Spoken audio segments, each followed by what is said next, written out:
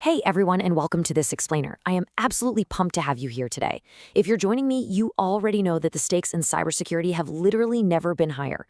You know the basics of running a security operations center. But today we're going for a deep dive into something truly transformational. We're looking at Mitre's acclaimed 11 strategies of a world-class cybersecurity operations center, and specifically, we're zeroing in on strategy 11, turn up the volume by expanding SOC functionality. We're going to talk about exactly how the most elite teams out there transition their SOC from a static waiting fortress into a highly dynamic, intelligence-driven search party. Okay, let's dive into this. Here is our roadmap for today. We'll start with the proactive SOC imperative, then expanding the SOC arsenal, modernizing for cloud and AI, pitfalls and warning signs, world-class SOC maturity, and finally, takeaways and next steps. Section 1, the proactive SOC imperative. We're talking about moving way beyond just routine detection. So, we need to talk about why standard, routine detections are failing. I want you to picture this high-stakes scenario. You walk into the SOC, the dashboards are totally green, your conventional alerts are completely quiet, but your cyber threat intelligence feed is screaming that a highly resourced nation-state actor is actively targeting your exact industry vertical right now. What's your move? If your SOC only reacts to automated alerts, you're completely flying blind in this scenario.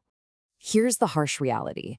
Sophisticated adversaries know exactly how your static defenses work, and they know exactly how to bypass them. Sure, standard incident response is absolutely vital, but an elite SOC recognizes that if you're only waiting for the alarm bells to ring, you've literally already lost the fight. You have to actively go out into your environment and proactively hunt for the adversaries that are specifically designed to hide from your standard detections. All right, Section 2, expanding the SOC arsenal. Let's look at the 8 proactive functionalities. We're going to break down the massive tactical toolkit introduced in Strategy 11. First up is threat hunting. This is the very definition of going on the offensive defensively. Threat hunting is proactively searching for adversaries using hypotheses when your conventional detections just aren't cutting it. Mature SOCs use this to uncover sophisticated actors lurking across the cyber attack lifecycle, long before a traditional alert ever triggers. You basically start with the assumption that they're already inside, and you go look for the proof. Let's move to and see how this builds into a real, structured methodology. Mature hunting teams don't just guess, right? They use an A to B to C breadcrumb analysis. Step 1, you kick off with your cyber threat intelligence or a solid hypothesis. Step 2, you perform that breadcrumb analysis, asking what artifacts would this specific adversary leave behind. Step 3, you actually execute the hunt across your telemetry. And step 4, which is absolutely crucial, if you find a new way to catch bad behavior, you implement it as a routine hunt analytic so the system just catches it automatically next time. Next up in our arsenal, we have red and purple teaming. Now, red teaming is all about using offensive TTPs to emulate real-world threats and pressure test your environment. But purple teaming? That is where the magic really happens for a SOC. Purple teaming integrates those offensive testers directly with your defensive analysts to build this incredibly tight, immediate feedback loop. The red team attacks, the blue team defends, and they literally sit side by side to figure out exactly how to improve detections in real time. It's a game changer. Now, let's contrast 2 super useful testing functions. On one hand, you've got breach and attack simulation, or BAS. This is the automated, continuous testing of your security controls against your IT assets. Basically, it tells you if your tech actually works. On the other hand, you have tabletop exercises. These are human-driven scenario simulations. So while BAS is testing the technology, tabletops are testing the human and process elements of your SOC. They expose whether your team actually knows what to do and who to call when a critical incident happens. Another brilliant tactic here is cyber deception. This is all about tricking the adversary into revealing their presence. You can spin up low-interaction decoys that just emulate a few network services, or go all out with high-interaction decoys that give the attacker a full operating system to poke around in. You can even drop honey tokens, fake credentials or data files that a legitimate user would never, ever touch. The whole goal here? To detect that stealthy lateral movement early. The absolute second they touch a tripwire, you've got them. And this brilliantly illustrates how the engine behind all these capabilities is cyber threat intelligence. Notice how it breaks down into context, analysis, and action. All these expanded functions we just talked about, the hunting, the emulating, the deception, They are completely dependent on accurate CTI. You simply cannot anticipate the adversary or build relevant hypotheses if you don't understand their intent, their resources, and their specific TTPs. Moving right along to Section 3, Modernizing for Cloud and AI, applying Strategy 11 today. Because, let's face it, the attack surface isn't just a bunch of on-premise servers anymore. Check out this matrix to see how world-class SOCs apply these traditional functionalities today. Threat hunting isn't just network logs, it's digging deep into cloud environments and SaaS platform telemetry. Malware analysis has evolved into AI-assisted triage and automated detonation pipelines. Red teaming is actively targeting the unique vulnerabilities of a remote workforce.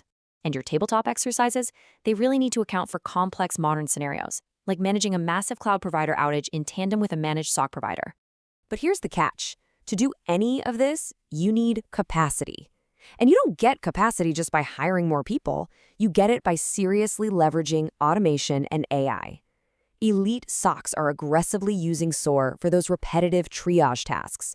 They're applying supervised machine learning models to augment an analyst's decision-making.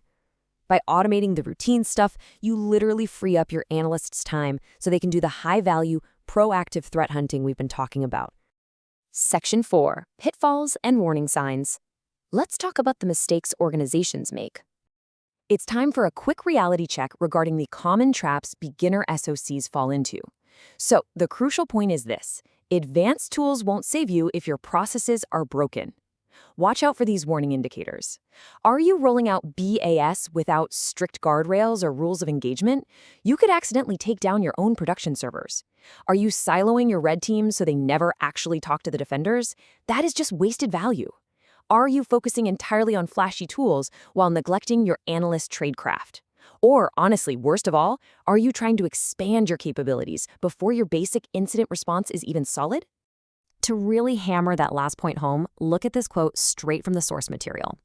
Having a solid incident response and detection function is necessary but not sufficient for most SOCs, given the adversary's ease of hiding. It's a super delicate balance, right? You absolutely must maintain that rock-solid core of incident response, but you can't stop there. You have an urgent need to evolve proactively, but you've got to build it on top of a highly stable foundation. Section 5. World-class SOC maturity. Evolving your capabilities. Let's trace this maturity journey. Contrast the daily reality of these two environments. The beginner SOC is purely reactive. They rely heavily on siloed tools, they are completely overwhelmed by basic alerts, and their defense is entirely passive. Now, look at the elite SOC. They are proactive. They have integrated feedback loops where intel feeds detection and detection feeds intel. They execute intelligence-driven hunting. The fundamental shift in mindset here is moving away from just reacting to alerts and towards actively anticipating the adversary. So how do you actually get there?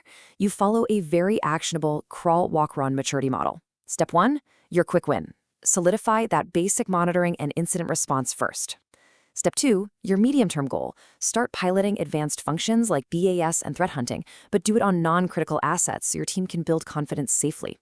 And then step 3, the long-term vision, fully integrating sophisticated operations like continuous purple teaming and cyber deception across your entire enterprise. Finally, Section 6, takeaways and next steps. Let's get into some actionable recommendations. Now, what's really interesting about this slide is that an expanded SOC only works if there is a continual feedback loop. Notice how the technical clarity and the metrics from incident analysis absolutely have to flow up to SOC leadership. In turn, leadership must provide the business context and strategic direction back down. The insights you gain from threat hunting and expanded ops must constantly feed back into your security architecture and engineering decisions. It's this living, breathing cycle of continuous improvement. If you remember just one single thing from this entire explainer, make it this. Strategy 11 is all about transitioning your SOC from a static, reactive fortress into a dynamic, intelligence-driven search party. You just can't wait for the enemy to come to you anymore. You have to empower your people, automate your processes, and leverage your intelligence to take the fight directly to the adversary inside your own network. Just a final word of advice before we wrap up. If you're watching this and thinking, man, we are definitely not ready for cyber deception and purple teaming yet, Hey, that is completely okay. I highly recommend checking out Appendix B of the Mitre source material, which is how to get started with building the SOC. It's got all the foundational building blocks you need to get your basic incident response off the ground. But for those of you who are ready, I want to leave you with this final provocative question. If you aren't hunting the adversary in your network today, what makes you think they aren't already inside?